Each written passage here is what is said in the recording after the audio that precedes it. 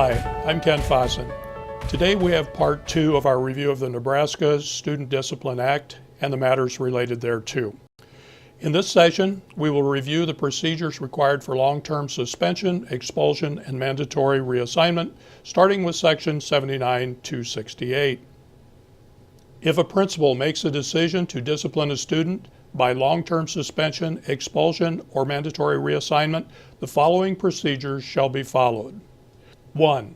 On the date of the decision, a written charge and a summary of the evidence supporting such charge shall be filed with the superintendent.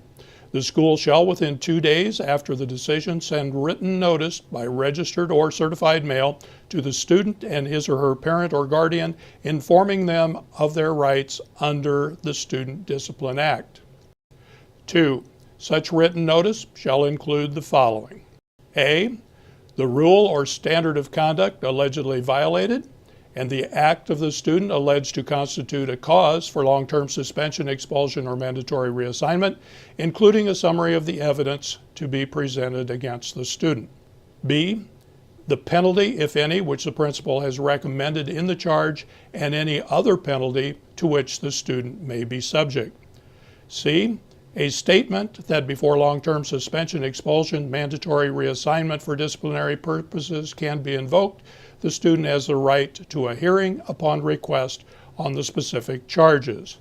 D. A description of the hearing procedures provided by the Act, along with procedures for appealing any decision rendered at the hearing. E.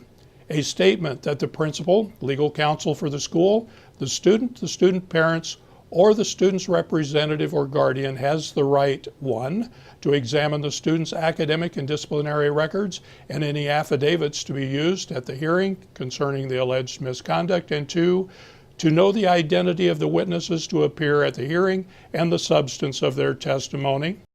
And finally, F, a form on which the student's parent, or the student's guardian may request a hearing to be signed by such parties and delivered to the principal or superintendent in person or by registered or certified mail as prescribed in Section 79-271 regarding a hearing request within 5 days, and Section 79-272 regarding a hearing request after 5 days but within 30 days.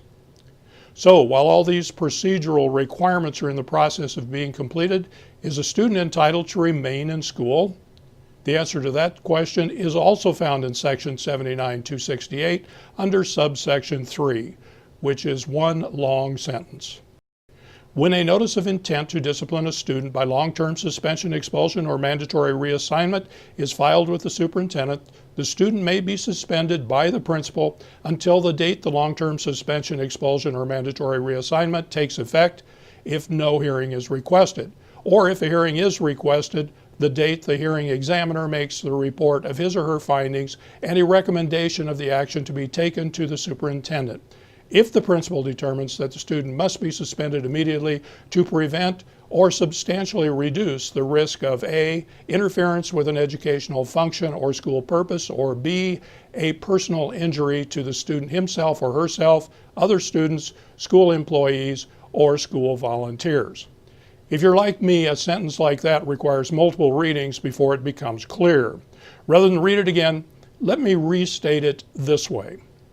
The principal may suspend the student immediately if he or she finds that it is necessary to prevent or substantially reduce the risk of A, interference with an educational function or school purpose, or B, a personal injury to the student himself or herself, other students, school employees, or school volunteers.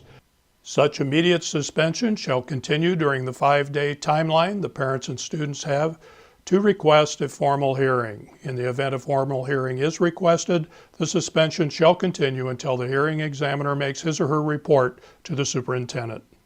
This takes us up to the point where the letter is sent to the parent and student, and the district is waiting to see if a request for a hearing will be made.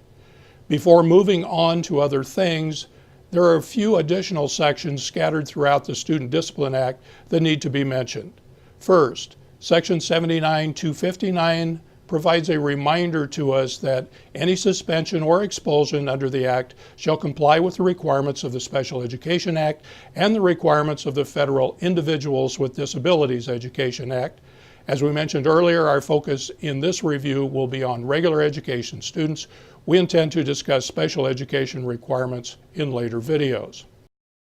Second, Section 79-261(3) provides that the school board or board of education may authorize the delegation to other school officials of the responsibilities directed to the principal or superintendent by the Act.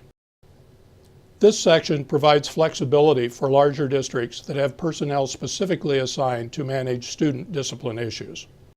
Third, Section 79-263(3) provides that each school district shall adopt a policy requiring the expulsion from school for a period of not less than 1 year of any student who is determined to have knowingly and intentionally possessed, used, or transmitted a firearm on school grounds. However, the statute later retreats a bit from that requirement. The policy shall authorize the superintendent or the school board or board of education to modify the expulsion requirement on an individual basis. So the required expulsion for firearms violations is not a zero tolerance policy. And finally, Section 79-266(1) provides that beginning July 1, 1997, each school district shall have an alternative school, class, or educational program, or the procedures of subsection 2 of this section available or in operation for all expelled students. Section 2 provides in detail the required procedures. Since the statute has been in effect for a couple of decades, I'm guessing most, if not all, districts have such programs or procedures in place already. Well, we've reached the end of Part 2. In Part 3, we'll pick up our review with the receipt of a request for hearing and the district's preparations for that hearing. Thanks again to Justin Knight and Kelly Baker from the Perry Law Firm for their assistance in planning, researching, and writing for this presentation. And as always, thanks to you for watching. See you next week.